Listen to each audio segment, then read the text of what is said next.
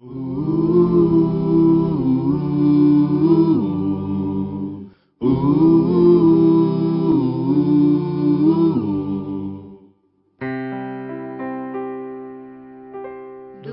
teu falar, ó Salvador, jamais vou duvidar. Alimento Diário, Série E, Nossa Missão, a edificação do corpo de Cristo. Título do volume 3, A Presença Invisível de Jesus. Autores, André Dong e Miguel Mar. Título da semana 3, A Bênção de Receber a Revelação. Quarta-feira, ler com oração Romanos, capítulo 7, versículo 6. Agora, porém, libertados da lei, estamos mortos para aquilo a que estávamos sujeitos, de modo que servimos em novidade de espírito e não na caducidade da letra. Viver e servir em novidade de vida. Recebemos o Espírito que vem de Deus, a fim de que possamos compreender todas as bênçãos espirituais que nos foram entregues gratuitamente. Em 1 Coríntios está escrito no capítulo 2, versículo 13, versão King James atualizada: sobre isso também pregamos, não com palavras ensinadas pelo saber humano, mas sim com palavras ministradas pelo Espírito, interpretando verdades espirituais para os que são espirituais.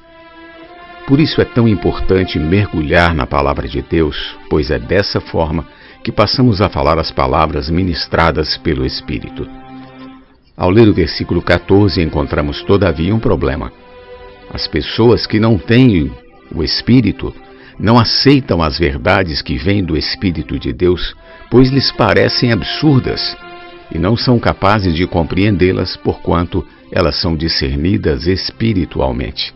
1 Coríntios capítulo 2, versão King James atualizada.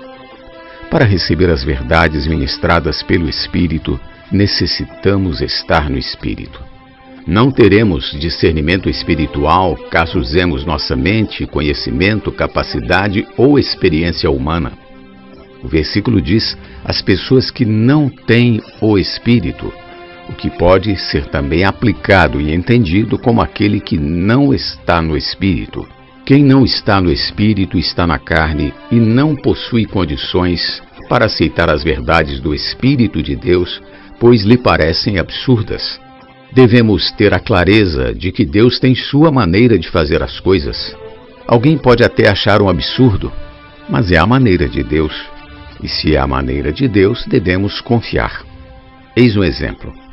Quando Elias desafiou os profetas de Baal no Monte Carmelo, pediu que jogassem água sobre o sacrifício.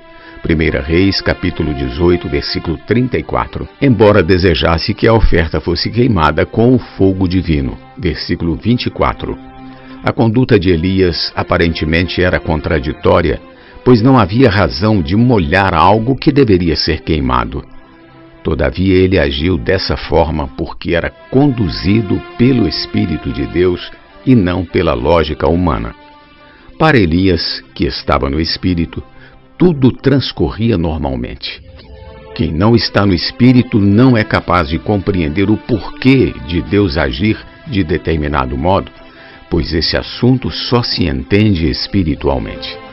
Isso nos mostra que nossa pessoa fora do Espírito pode ser um grande obstáculo para que a revelação de Deus nos alcance. Portanto, coloquemos nossos pensamentos e capacidades no Espírito, pois no Espírito não somos complicados, mas recebemos com simplicidade a maneira de Deus agir. Em Romanos lemos: fomos, pois, sepultados com Ele na morte pelo batismo, para que, como Cristo foi ressuscitado dentre os mortos pela glória do Pai, assim também andemos nós em novidade de vida. Capítulo 6, versículo 4. Morremos com Cristo. Porém, com Ele também ressuscitamos, recebendo novidade de vida. Se morremos com Cristo, ganhamos nova vida pelo poder de ressurreição. Daí em diante passamos a andar em novidade de vida.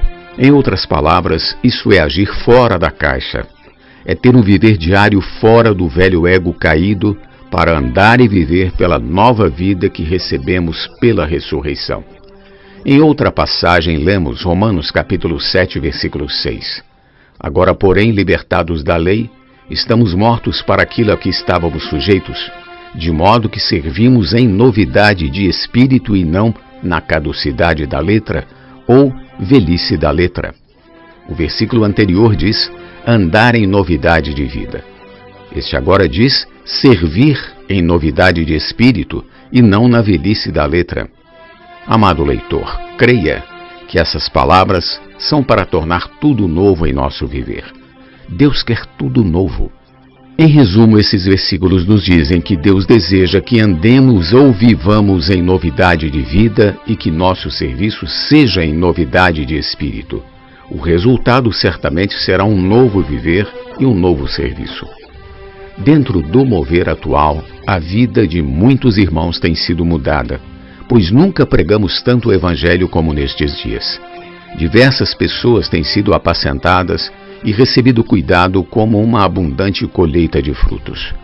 Muitos estão experimentando o que é viver em novidade de vida e servir em novidade de espírito. Aleluia! Pergunta de hoje: na prática, o que significa viver em novidade de vida e servir em novidade de espírito? Jesus é o nosso Senhor.